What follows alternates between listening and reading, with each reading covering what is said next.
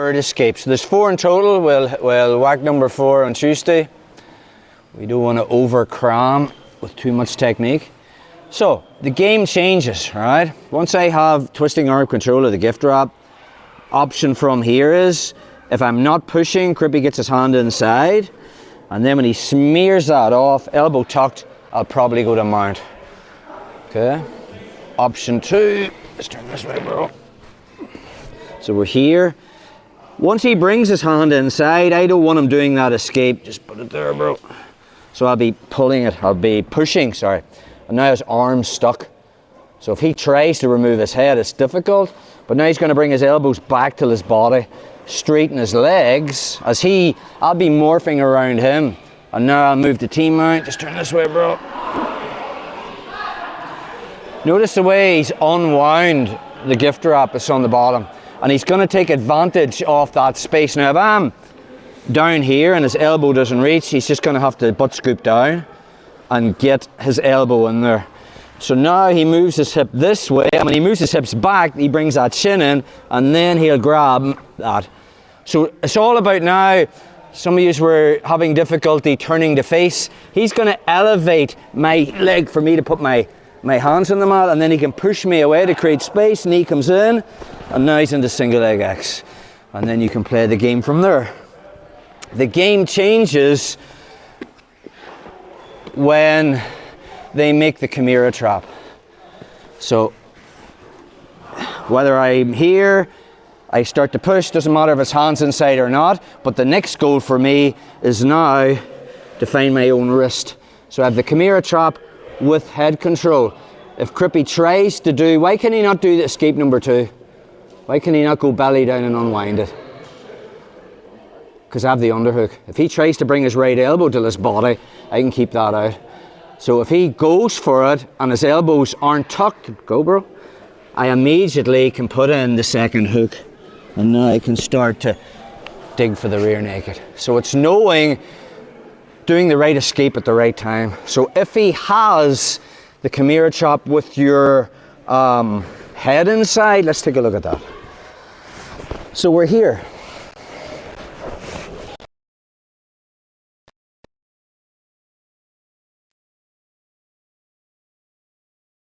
To go for the arm bar.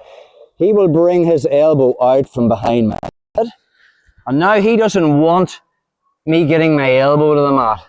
So this arm will probably go high and he'll grab his own gi. So so now he's got my elbow glued to his chest, put his hand on the mat.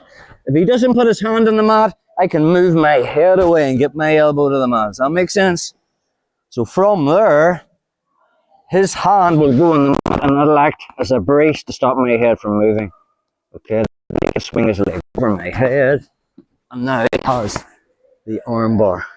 If that makes sense. Switch positions. So we're here. Once I'm there, okay, it's about me smearing this out, going deep. Okay. So I'm going deep. I find that collar. Notice the way I'm keeping the profile of his right elbow, because that's the arm I'm attacking. Hand will go on the mat, and then I'll lean towards his legs so I don't have to lift my hips high, replacing my left hand with my left foot. Now I have the arm bar. Okay, so 2 things. We want to be thinking about not letting him get control of our elbow, and not letting him get his arm out from behind my head. So say we're here, and he has the Chimera trap and my head's inside. So if I put my head on the mat, he can still pretty much bulldoze through it. Go, just sucks. And anyone that gets this done on them a lot is going to end up with a set of cauliflower ears. Okay, it's not nice. So I put my head on the mat, but the detail is I lift my ass, my hips, and all my weight's on my head. So if he tries to smear that out, no, it's not going to happen. Now, if you've got a big head, you'll not even need to lift your ass. You'll just put it on the mat. I'm not looking at anyone in particular. So we're here. I lift my my butt, my hip, So now from there, all the weight's on my head. Now, notice the way, for Crippy to get the arm bar, he wanted to get the crook of his arm around my arm. So in other words, he wanted to get this, his right arm, elbow deep. Yes, take it back a step.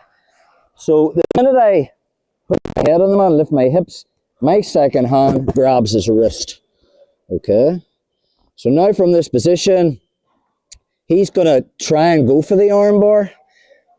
Alright? And the minute he does, I just move my elbow back. And now I'll be pushing him back down, coming up, whether I end up in his guard or whether I end up on all fours. You're on the bottom there, bro. So the two reactions we're thinking about is from here, Crippy puts his head on the mat and lifts his hip. So all the weight, okay, is on his head. Difficult for me to get that elbow out from underneath his head. Now when I try to grab my collar, his free hand just grabs my wrist. Okay, which means I have to take a risk in going for the armbar. Alright? As I sit back to create space to get my arm out. Notice the way when I sit back, I don't care if Crippy's put his head on the mat. Now there's space. Does that make sense? I get my elbow out, and as I try to swing my leg over his head, he's turning into me. Notice the way he got his elbow free. Okay? Why? Because I didn't have the crook of my arm controlling his arm. Okay, so those two important details, guys. Let's look at that again. So he has me in the gift wrap, but he has me if I'm winding it.